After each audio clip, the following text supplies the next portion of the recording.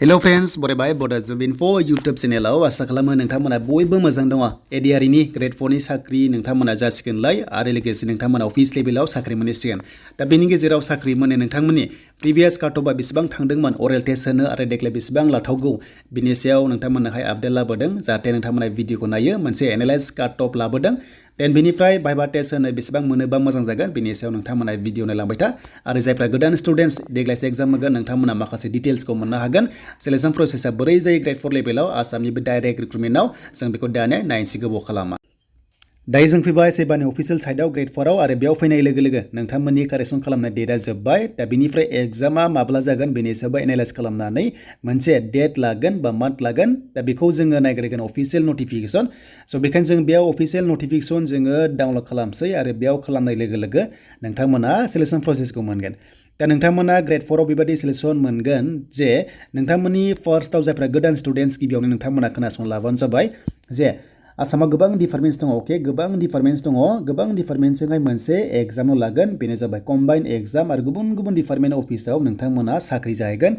Cut off लानानै नोंथांमोननि बैसोखौ लानानैहाय नोंथांमोननि साख्रिखौहाय राननाय जागोन गुबुन गुबुन जेरै एग्जाम्पल एग्रिकालचार इरिगेसन एपिडिसिएल बा नोंथांमोना PWD बा नोंथांमोना गोबां रोखोमनि अफिस लेभेलाव साख्रि मोनगोन। स' बेयाव साख्रि मोनोबा नोंथांमोननि काट अफआ बेसेबां लादोंमोन थांनाय बाराव जे नोंथांमोना नैबे अरेल टेस्ट होनो थाखाय बेसेबां काट अफ लादोंमोन स' बेखौ आं नोंथांमोनजों सेयार खालामगासिनो दङ मानोना आपकामिं एग्जामाव दा नोंथांमोननि ग्रेड 4 नि सिलेक्शन प्रसेसखौ गासैबो डिटेल्सखौ होगासिनो दङ। दा बेनिफ्राय देग्लायनि भेकेन्सिया मोनसे टेन्टेटिभ बेनो जाबाय 5000। दा ग्रेड 4 लेभेलाव क्लास 8 फार्स्ट लेभेल बेनिफ्राय नोंथांमोननि 10 फार्स्ट लेभेलाव देग्लाय 5000 पस्टखौ होथ'दों नाथाय समजों लोगोसे बेयो बारायगोन बेखायनो दायो 5000 दंथ'यो। दा बेखौ लानानै जोङो डिसकास खालामगोन जे काट अफआ बेसेबां थांथावगौ देग्लायनि एग्जामाव आरो थांनाय बाराव बेसेबां थांदोंमोन अरेल टेस्टआव नोंथांमोना बाहागो लानो आरो देग्लाय बेसेबां नांगोन बायदि बेनि सायाव एनालाइज खालामगोन। दा गोबाङानो नोंथांमोना गोबां एग्जाम होनो थाखाय रेडि जागासिनो दङ आरो बे एग्जामा मे जुनाव जानो थांगासिनो दङ एबा जानायनि चान्सआ दङ।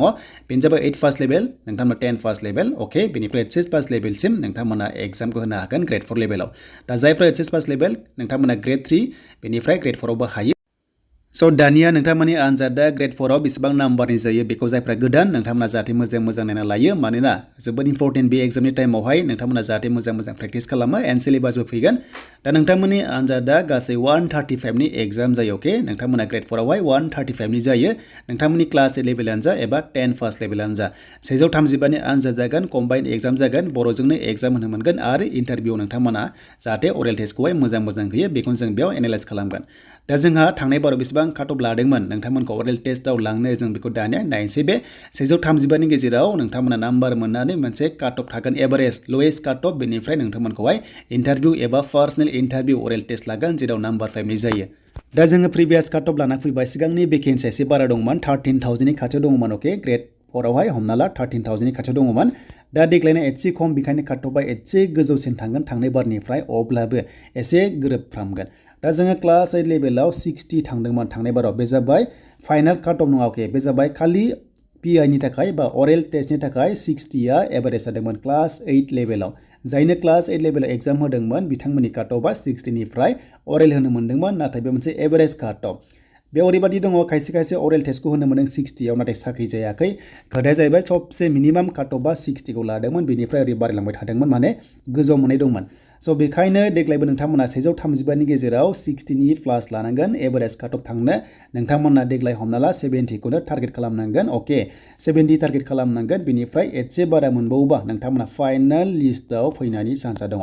स' फाइनाल लिस्टआव फैनो थाखाय नोंथांमोना 70 मोनबानो फैगोन बे नङा नाथाय अरेल टेस्टआव नाम्बार 5 दङ बेखायनो हमना ला 72 एबा 73 बेबादि थांनायनि चान्सआ दङ अके जास्ट एग्जाम्पल एनालाइज खालामदों नोंथांमोना एसेब्लाबो आइडिया मोनबाय। फिसासिन सबसे गाहायसिन काट अफआनो 60 मोन बेनिफ्राय बारायलांबाय थादोंमोन।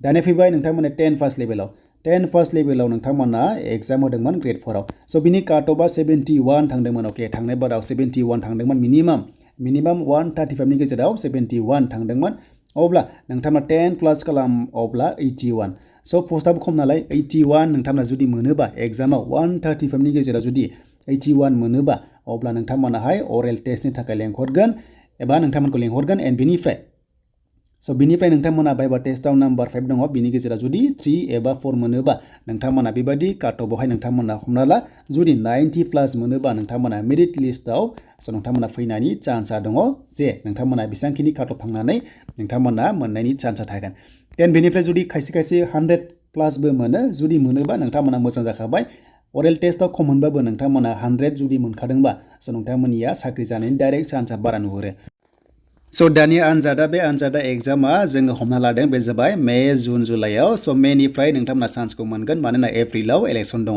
दा बेनोमोन दिनैनि